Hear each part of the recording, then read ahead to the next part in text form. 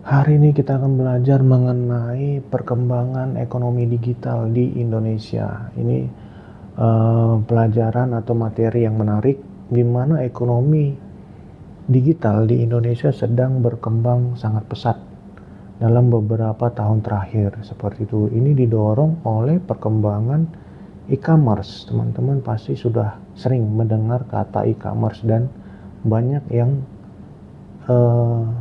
suka dan juga sering menggunakan e-commerce di kegiatannya sehari-hari seperti itu. Kalau kita lihat ekonomi digital, ini merujuk pada sektor ekonomi yang berbasis teknologi digital. Seperti itu, mencakup e-commerce kah atau platform digital seperti itu, dan juga layanan berbasis internet. Jadi di mana servis-servis atau layanan sekarang banyak yang sudah berbasis internet seperti itu. Kalau kita lihat peran, tentu salah satu yang berperan di dalamnya adalah UMKM. Gitu. Bagaimana peran UMKM dalam ekonomi digital? Yang pertama, UMKM ini sebagai akselerasi pertumbuhan. Artinya UMKM memainkan peran penting dalam pertumbuhan ekonomi digital sekarang.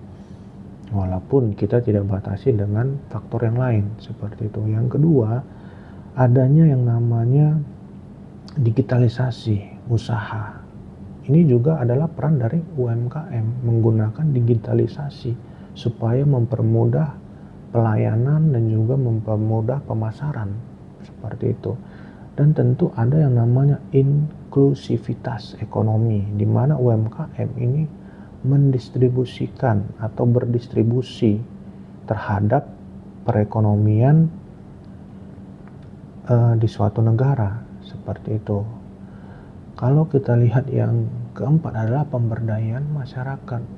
Dengan UMKM digital itu akan memberikan pemberdayaan kepada masyarakat berupa ilmu kah atau berupa budaya untuk menggunakan ekonomi digital ini seperti itu. Kalau kita lihat apa nih tantangannya?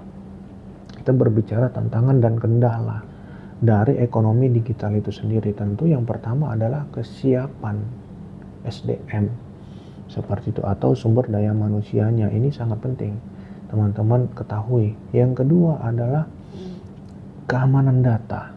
Ini juga penting karena yang namanya ekonomi digital, UMKM digital, kita harus pastikan bahwa data kita aman seperti itu. Yang ketiga, regulasi yang lebih adaptif karena yang namanya digitalisasi ini berkembang sangat cepat seperti itu. Kemudian ada juga yang namanya disparitas digital seperti itu. Jadi kita harus benar-benar mengikuti perkembangannya dengan baik dan juga lebih adaptif. Kalau kita lihat dampaknya apa nih? Dampak ekonomi digital terhadap lapangan pekerjaan. Yang pertama tentu ada perubahan keahlian. Tentu ada perubahan keahlian di dalamnya. Kemudian yang kedua, peningkatan kompetensi, dan ini yang ketiga yang muncul, yaitu peluang baru dalam dunia kerja. Walaupun tetap ada plus dan minusnya.